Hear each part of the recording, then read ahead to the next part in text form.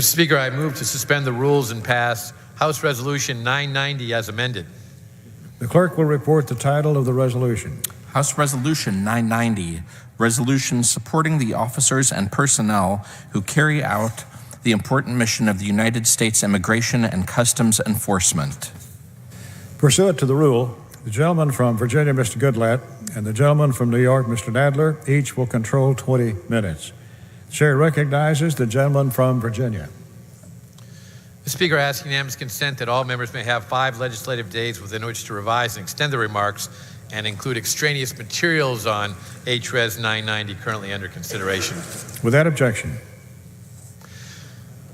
Mr. Speaker, I yield myself such time as I may consume. The gentleman is recognized. Thank you, Mr. Speaker. I strongly support House Resolution 990 introduced by Clay Higgins to express our support for the men and women of the U.S. Immigration and Customs Enforcement. Recently, Democrats nationwide, from the mayor of New York City to Senators Gillibrand and Warren, have recklessly called for the abolishment of ICE, the agency within the Department of Homeland Security charged with enforcing federal immigration laws within our nation's interior. They have used rhetoric that is both bewildering and deeply troubling.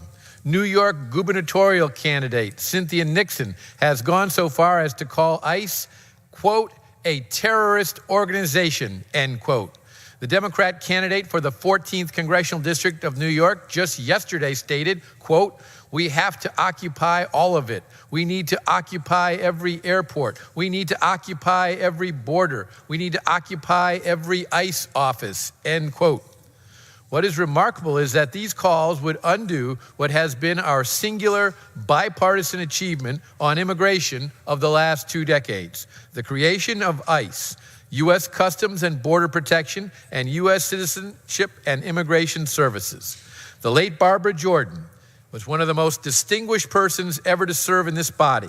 She was awarded the Presidential Medal of Freedom and the NAACP's highest honor, the Spingarn Medal, for highest and noblest achievement by a living African American. She was appointed by President Clinton to be chair of the U.S. Commission on Immigration Reform. Her commission found that, and I quote, immigration law enforcement requires staffing, training, resources, and a work culture that differs from what is required for effective adjudication of immigration benefits. Separating enforcement and benefits functions will lead to more effective enforcement. The commission was particularly concerned that although the removal system produced more than 100,000 final removal orders each year, the system did not have the corresponding capacity to remove the individuals subject to those orders. It noted that the system is bogged down with increasing numbers of aliens who are put into removal proceedings, released due to a lack of detention space, and never appear at their hearings or are never deported after a final order of removal is issued. We must enable the immigration system to deliver better on its commitment to actually remove those who are issued final orders.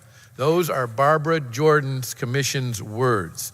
Following upon the Jordan Commission's recommendation, Sheila Jackson Lee introduced the Immigration Restructuring and Accountability Act, establishing an Office of Immigration Enforcement to implement the removal of deportable and inadmissible aliens from the United States. Ms. Jackson Lee has stated that she had been a champion for years when it comes to restructuring the Immigration and Naturalization Service. I have been arguing for years, quote, we need to separate out the services and enforcement functions of the INS, end quote. In 2001, then Judiciary Committee Chairman Jim Sensenbrenner introduced the Barbara Jordan Immigration Reform and Accountability Act, which proposed to abolish the INS and establish separate offices for immigration enforcement and the provision of immigration benefits. The bill was a bipartisan juggernaut.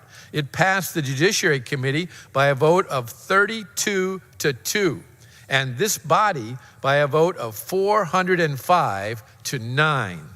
Alcee Hastings stated during floor consideration that, quote, I want to commend the authors of this bill. They have produced a bipartisan bill that is sure to improve performance and accountability. I think Mr. Sensenbrenner and Mr. Conyers have done an outstanding job, end quote. The Barbara Jordan Immigration Reform and Accountability Act was in effect enacted into law as part of the Homeland Security Act. In creating DHS, it transferred over the INS's functions and placed responsibility over immigration and customs enforcement in the same directorate. President Bush placed the final piece of the puzzle in 2003 when he submitted a DHS reorganization plan that created the Bureau of Immigration and Customs Enforcement, with the primary mission of enforcing the full range of immigration and customs laws within the interior of the United States. In that bygone era, House Democrats were committed to effective enforcement of our immigration laws. This was further evidenced by the fact that in 1996, a majority of Democrats voted for Lamar Smith's omnibus immigration enforcement legislation that was to be enacted as the Illegal Immigration Reform and Immigrant Responsibility Act. That commitment has inexorably withered away. By 2005, only 36 House Democrats voted for Jim Sensenbrenner's Border Protection, Anti-Terrorism, and Illegal Immigration Control Act. And just a few weeks ago, not one Democrat voted for either of two bills that would have resuscitated immigration enforcement, the Securing America's Future Act or the Border Security and Immigration Reform Act. House Democrats once worked collaboratively with Republicans to improve the effectiveness of federal immigration enforcement. I hope that we will resume that soon. Now it appears that they are outraged when ICE has the audacity to actually enforce the laws that we have enacted. I urge my colleagues to vote on both sides of the aisle for House Resolution 990. Let's honor the work of Barbara Jordan, our Republican and Democrat colleagues who joined together to create ICE, and the brave men and women of ICE to whom we owe so much. Mr. Speaker, I reserve the balance of my time.